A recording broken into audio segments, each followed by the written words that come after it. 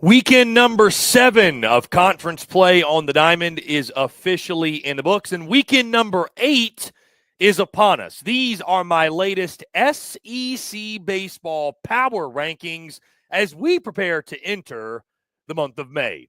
Hello, everyone. I'm Chris Phillips of SEC Unfiltered. Appreciate each and every single one of you tuning in. As always, make sure you like, subscribe, turn on notifications. Check us out via podcast. Wherever you get your podcast, you can also find us across all social media platforms as well as our website, secunfiltered.com. As always, we're powered by our friends over at FanDuel. Visit FanDuel.com/SECU to join today and get started with $200 in bonus bets when you win your first $5 bet. Once again, that's FanDuel.com/SECU to get $200 in bonus bets today. Believe it or not, guys, just 3 SEC weekends remain as we prepare to turn the calendar to the month of May. These are my latest SEC baseball power rankings as we pull up each of my selections. And, of course, as always, we will start at number 16 with the Missouri Tigers. Mizzou holding down that last spot. Yes, 0-30 watch is still officially on for MIZ. I believe it was Missouri's athletic director came out this week and said that we need to make more of an investment in baseball. There are things we need to do to improve the program, ways that we can invest. And I felt like that was the understatement of the century. I mean, this is a program that is staring down. It's already a historically terrible season, unlike we've ever seen in the SEC. But MIZ, toughest job, I would argue, guys, in college baseball when you think about the challenges that face them geographically, the challenges that face them on a conference scale of what conference you're in, and the challenges that face them from a facility standpoint, investment standpoint.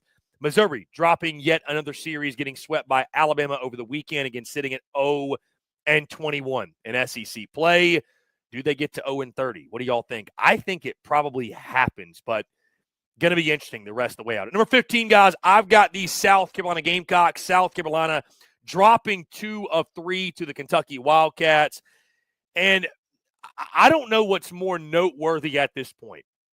The fact you dropped 2 or 3 at Kentucky, the fact that Ethan Petrie is probably out for the rest of the season with an injury, the fact that you're too busy making TikToks while you're losing ball games instead of focusing on the task at hand, including one of your assistant coaches in Monty Lee, or the fact that Paul Maneri went on his weekly radio appearance there in Columbia, South Carolina, and said, well, I just didn't know how tough the league was. I had no idea. Like, it is a complete mess, a once proud program, a complete shell of itself. South Carolina just limping to the finish. Really forgettable season in Columbia there. Guys, at number 14, I've got the Mississippi State Bulldogs, the now Chris Lemonis-less Mississippi State Bulldogs, after they make the move earlier this week, firing their head coach, Chris Lemonis, which is crazy. Sitting at 7-14 in SEC play, guys, there is still a chance that Mississippi State could actually make the postseason. That's what makes this all so wild.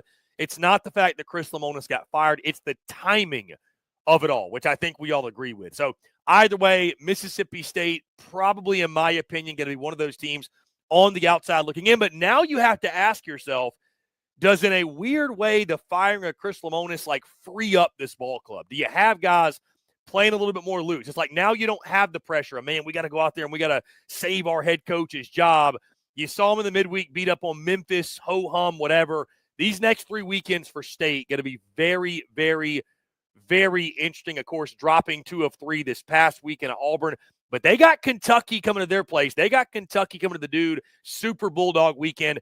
I'm just saying, who knows? Maybe they catch fire. Wouldn't that be ironic if this State team went on a run and ended up making the postseason after all? Number 13, guys, I've got the Kentucky Wildcats. Kentucky just keeps on keeping on. They're just kind of that team in the league that's just sort of there that nobody wants to play. The starting rotation is very good.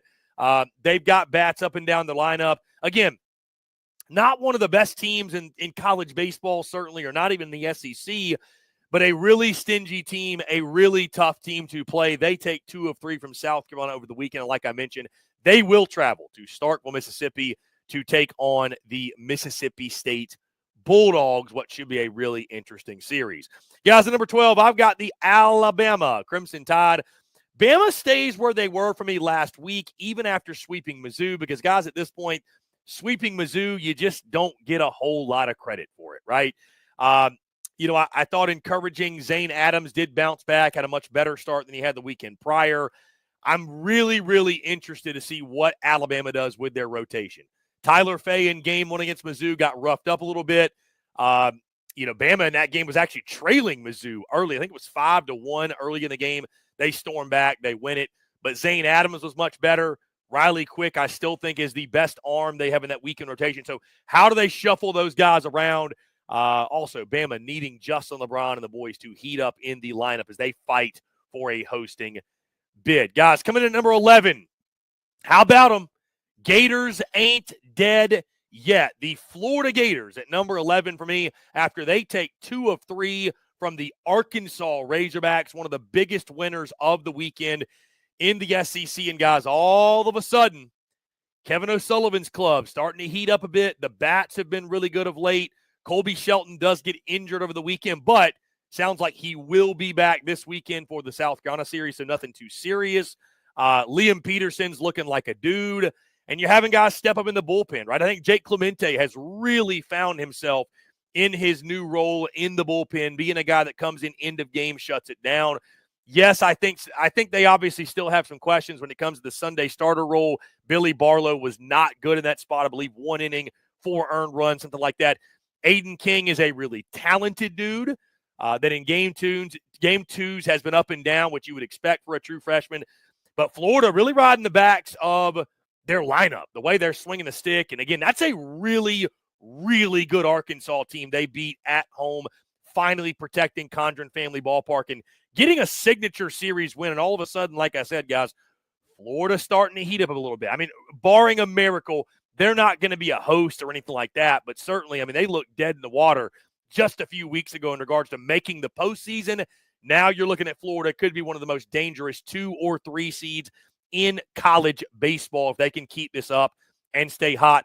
Big series this weekend in Columbia from the standpoint you feel like you need to sweep. I mean, this is one where Ethan Petrie is out for South Carolina. You got to take advantage, kick them while they're down, take all 3 games at Founders Park. You do that, you get to 11 SEC wins, and all of a sudden you feel really, really good going into the final 2 regular season weekends. Guys, number 10, I've got the Oklahoma Sooners. Oklahoma with a tough weekend in Athens, Georgia, one in which you win game 1, but obviously you drop games 2 and 3. Kyson Witherspoon was fantastic, gave you a great start. But, guys, I don't think much less of Oklahoma after that. It's just Georgia's really, really tough to beat at home. It's just bottom line. They're tough to beat at home. Oklahoma felt that. Sometimes when you go on the road in the SEC, things happen. And again, it kind of encapsulates what games 2 and 3 have been like for them. Like outside of when Kyson is pitching, Malachi Witherspoon has been okay. He's been just okay at times.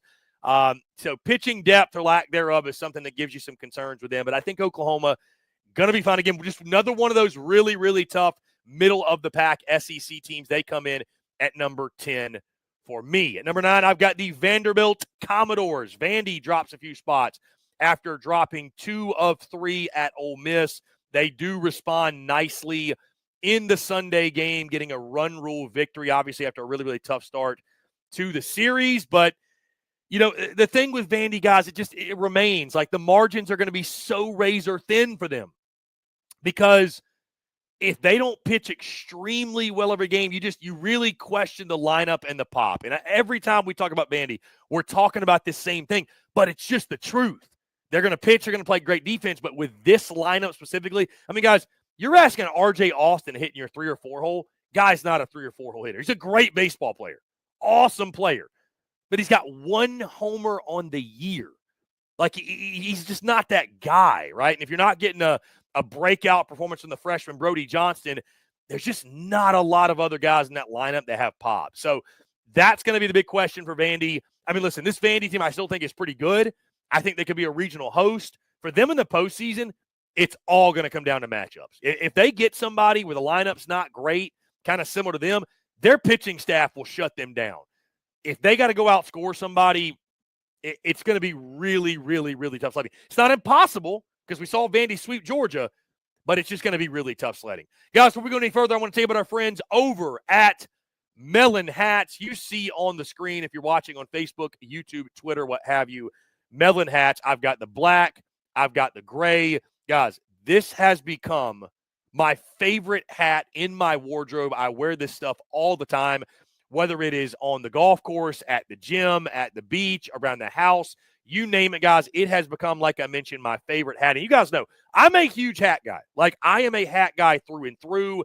I love a good hat. I'm picky with my hats when it comes to the durability, the fit, the sizing. Melon has all of that. Guys, these are not your average hats. They make the most premium and durable headwear in the world. So, again, it doesn't matter what you're doing. It's going to be your new favorite hat. And, guys, I've never heard of this before Melon. They have got a hydro collection and a thermal collection. So depending on warm weather, cool weather, you're wearing the hydro when it's hot out. So for the most of the SEC, you're probably wearing the hydro all year long. But if you're going somewhere like me, you let it go to the mountains, you want a warmer weather hat, the thermal collection has got you covered, guys. If you're looking for a hat as tough as you, check out Melon. You will not wear anything else after you get one for yourself. That's melon.com is where you'll go to get one. melin.com. Put it to the test yourself. Once again, melon.com, melin.com, and tell them that Chris from SEC Unfiltered sent you. All right, let's keep it moving. Number 8, guys, I've got the Ole Miss Rebels, who, again, they take 2 of 3 from the Vanderbilt Commodores. Riley Maddox was much better in his start, really good. He is kind of the key piece for me when it comes to Ole Miss, because Hunter Elliott's going to give you a really good start, and Sunday is kind of a toss-up. Riley Maddox is the guy that's been so up and down, so hot and cold. But when he's on, Ole Miss is really hard to beat in a best 2 out of 3. So love what I saw from him. The Federico kid in their lineup continues to smash. Udemark continues to smash. They got some dudes. Again, this is another really, really, really high-quality, middle-of-the-pack SEC team. We very well could have postseason baseball at Swayze. Next few weekends are going to determine that. But like this Ole Miss club a lot, especially when Riley Maddox is as on as he was. Ole Miss coming in at 8 for me. At number 7, guys, I have the Auburn Tigers. Auburn's a really interesting team because I think Auburn's a team. I don't think I've said this about any other team more than I have about Auburn. It's like, man, we need to talk about Auburn more. We got to talk about Auburn more. Obviously, they go to Mississippi State, take 2 of 3. They are the ones that deliver sort of the final knockout blow for Chris Lemonis.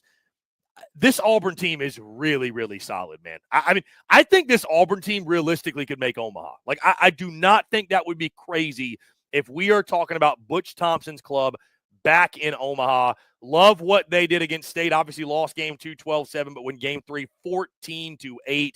So when the bats needed to come alive, they did. The Ike Ivershes, the Derek Fabians, the Cooper McMurrays, a really deep lineup. You got to love what they have at the front of the rotation with Sam Dutton leading the way. You could argue, guys, Sam Dutton should be up there for quietly SEC Pitcher of the Year. Like, that's how good he has been. Auburn, a really high-quality club that I think could make some big noise in the postseason.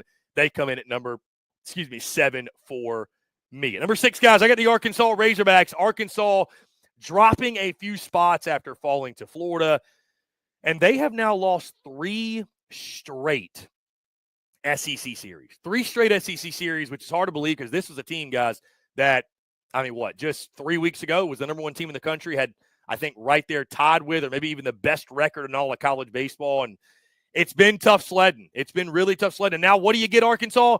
Thursday through Saturday series against the number 1 team in the country and a team that has not lost a SEC series, the Texas Longhorns come to the Hog Pen. You know it's going to be an absolute raucous environment. I am so curious how Arkansas responds to their recent losing streak with Texas, because I still believe in this Arkansas club. Like, I think you could argue still that Arkansas is the most complete team, top to bottom, in the conference. Hear me out. I think they could still be the most complete team. They're cold right now. Great weekend to get hot this weekend. And, again, they're going to have the home faithful behind them. Arkansas, still a team I'm really high on. Number 5, guys, I've got the Texas A&M Aggies. A&M falling a few spots for me yet again after they got swept over the weekend at Texas. What's so weird, though, I mean, you never want to get swept, but 3 straight one-run games, it's not like A&M played bad baseball. They were fantastic defensively. I mean, the arms were great. The weekend rotation was awesome. You know, you give Texas credit and tip the cap. You'd like to see the offense do a little more, but this A&M club still playing good baseball. I tell you, this weekend series is, do we call it a must-win for A&M? Because I'm still kind of on the fence. I'll be honest with you. I'm on the fence if A&M is going to be a postseason team. I just don't know if they're going to be able to get there to the number of wins they need to get to. But if they're going to get there, they probably have to take 2 of 3 from LSU. And I just don't – I don't know that they do. I really don't with the way LSU's playing. We'll talk more about them in a second. But, I mean, this one's massive at Bluebell, man. Like, this is one that you feel like you have to have for your Texas A&M after you got swept in Austin. I've still got A&M 5 because they played good baseball and, you know, they've still won 3 of their last 4 series, if you will. But this weekend is massive for their postseason hopes. Guys, at number 4, I've got the Georgia Bulldogs. And here's what I'll say about this, because I've gotten some pushback on having Georgia at 4. My question is this: who would you have it for? It's not easy to answer, right? Like, I mean, it's hard to identify who the 4th best team in this league is right now. It's just difficult. So I'm going Georgia. You take 2 or 3 at home against a quality Oklahoma team. You know, the biggest thing with Georgia is they're just a different team when they're on the home field. They're just – I don't know if there is a team that I feel so differently about based off of whether they're on the road or at home than the Georgia Bulldogs. Like, they're a different team when they're at Foley Field. They're a different team when they're feeding the trees. You're starting to see some pitchers step up, guys like Leighton Finley and, you know, some others. Curley's pitched really well.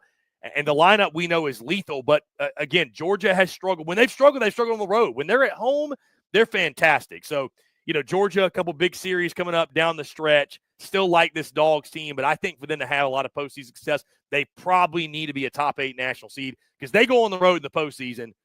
Could be tough sledding. Guys, at number 3, I've got the Tennessee Volunteers. This is a Tennessee team I saw in person, obviously, over the weekend in Baton Rouge. You know, Tennessee, like, falling outside of the top 10.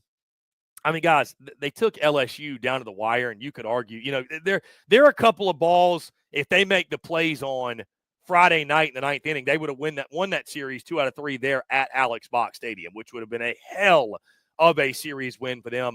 You know, I know Tennessee's trending the wrong direction. I know they've been cold of late. I think they've lost 3 of their last 4 series.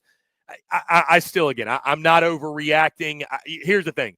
Tennessee's got a Game 3 problem. There's no question. They have got a Sunday problem. They don't know who their guys are. They trotted out A.J. Russell last week. He got hit around a little bit in limited work. Tegan Coons hasn't been good. It's just been a complete shit show for them on Sundays. I still believe in Tony Vitello. I still believe in this ball club. You know, they've got 2 real legitimate horses in their 1-2 and Doyle and Phillips. I mean, the lineup still, guys, is just chock full of talent with guys like Keelan and Andrew Fisher and Hunter Inslee and Dean Curley, and there's just so many guys that are lethal and that can hurt you. I still like this Tennessee team. You got to get it rolling, though. Tennessee with a huge series this weekend against the Auburn Tigers as they come to Lindsey Nelson. You got to get off the schneid. I still think this Tennessee team, though, watching them in person, I still say they're one of the best teams in the SEC. I don't even think that's a hot take. Guys, at number 2, the team that just beat them, I've got the LSU Tigers, and what a weekend we had in Baton Rouge, man. Once again, I cannot say thank you enough to all the great folks at BR, all the great folks down there in the Red Stick. I mean, it was a weekend I will never forget. And, guys, a series that I will absolutely never forget. I mean, you go back to the Friday game, Bear Jones hits the walk-off. I talked about him a lot, though. Dalton Beck, the hero, I think, that really sparked that thing, got it going. Debrick Tiriel's the best freshman in all of college baseball. I will hear no argument against it. And, you know, you look at LSU. Cade Anderson was really good. Anthony Ianson, I thought, spun it really well. And then on Sunday, what Kason Evans did for you, the freshman. I mean, that's the thing with LSU, guys. The nucleus, the core nucleus, I mean, it's a nice mix. There's a lot of veteran guys, but there's so minty, talented young guys on this LSU team. I mean, they are set for the future. I mean, they are absolutely – that's not even counting, like, what they're going to do in the portal down the road, but just this young core they have, they are set for future years to come. Jay Johnson, one of the best in the business, and certainly a great recruiter. But watching LSU, guys, I've been saying this for weeks, and I've looked foolish at times because LSU, they got into their own rut, got cold, got run ruled by Northwestern State, got swept at Auburn. But, guys, I've been saying for weeks, I think this LSU team very well is one of the best teams in the country. And what I saw over the weekend, they are one of the best teams in the country, especially if they're getting the starting pitching like that. You can question some things with Jay, I guess, with a bullpen on Saturday night. I think that's kind of nitpicking. You lost that game because the lineup didn't do anything. But what you've got in these young guys with Case and Evans and Zach Cowan, and then again, you've got the Cade Andersons and the Anthony Ionsons, and they didn't even throw Connor Ware, I don't believe. You've got, you've got some other guys that step up for you big time, and then the lineup guys as deep as anybody, right? It's not just Bear Jones. It's not just Derek Kiriel. It's Danny Dickinson as well. It's the Pearsons. It's just up and down the lineup 1 through 9. It's Ashton Larson. It's Jake Brown. There's so many guys, and it's Michael Braswell. They're not a power hitting club necessarily, but I liked what I saw from the approach on Sunday. I'm curious if they keep that approach and can continue to swing a hot bat. Because again, they don't have the power numbers of a Tennessee or a Georgia, but a lot of high-quality hitters in that lineup. And again, when you got to get the top of your lineup like Derek Kiriel, who's playing so far beyond his years, you're in a really good spot with that table setter. So, again, guys, LSU, really impressed what I saw from them, and I think one of the best teams in the country. And obviously, guys, at number 1, the Texas Longhorns. Just keep rolling. They moved to 19-2 in SEC play, which is just crazy to think about how good they've been. I've eaten crow all week this week, as I should have. I picked A&M to win the series in Austin like a damn fool. What's so impressive, again, guys, with Texas is the fact that they continue to do it. And, they did it this weekend without their ace, Jared Spencer. My only question with Texas, and if you want to label me a hater for asking, totally fine. It is what it is. My biggest question with Texas, because they are fantastic. They are deserving of being the number 1 team in the country, number 1 in these power rankings. Can they realistically keep it going? Because you're going to get cold in baseball. Can you realistically keep it rolling without your ace, without the conference player of the year from a season ago? They're really deep, and a different hero steps up every single night, from Jonah Williams to Schuessler to A-Rod to Galvan. You name it, guys. You name it. There's a different hero every single night. What Dylan Volantis has done, what Max Grubb's thrown in 3 straight games. But you got about 5 arms, maybe 6, that you can really depend on right now. And I just wonder, if they can, that's incredible. But can you realistically ride this thing out? I'm not talking about riding out for the next 2-3 weeks. I'm talking about riding it out to the middle of June. Is all of this going to hold up? Is this Texas team, and give them credit, even when they've gotten quote-unquote cold this season, they have won through that.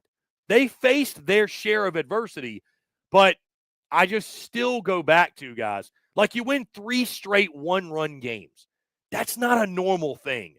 You're going to have a weekend where you lose 3 straight 1-run games.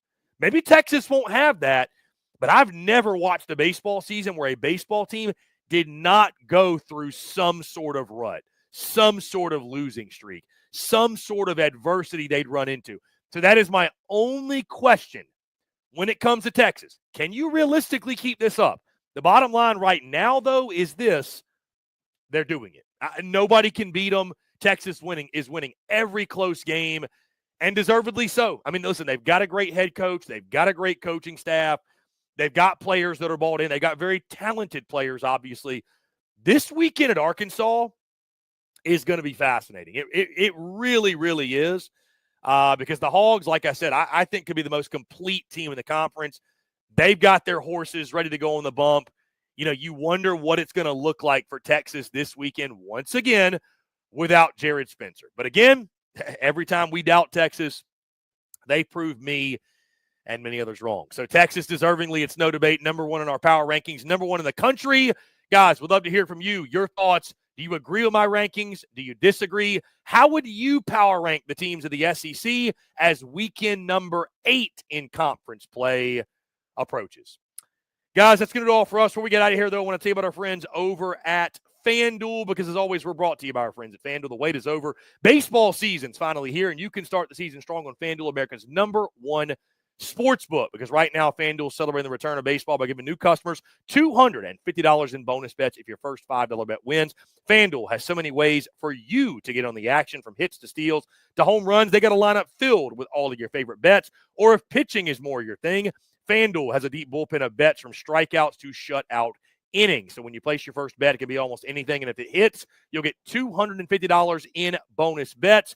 Just visit FanDuel.com/SECU to join today. That's FanDuel.com/SECU. Make every moment more with FanDuel, official partner of Major League Baseball. Must be 21 and up and present in select states. For Kansas, in affiliation with Kansas Star Casino, or 18 and up and present in D.C. First online, real money wager only, $5 first deposit required. Bonus issued as non-withdrawable bonus bet expires 7 days after receipt. Restrictions apply. See terms at sportsbook.fanduel.com. Gambling problem? Call 1-800-GAMBLER or visit fanduel.com/RG. Call 1-888-789-7777 or visit ccpg.org/chat. In Connecticut, or visit mdgamblinghelp.org. In Maryland, Hope is here. Visit gamblinghelplinema.org or call 800-327-5050 for 24/7 support in Massachusetts, or call 1-877-8-HOPE-NY or text HOPE-NY in New York. Guys, again, that's going to do all for me. Appreciate each and every single one of you tuning in. As always, make sure you like, subscribe, turn on notifications. Check us out via podcast, wherever you get your podcast. You can also find us across all social media platforms, as well as our website, secunfiltered.com. Till next time, I'm Chris Phillips of SEC Unfiltered. Appreciate each and every single one of you tuning in, and we will catch you on the other side.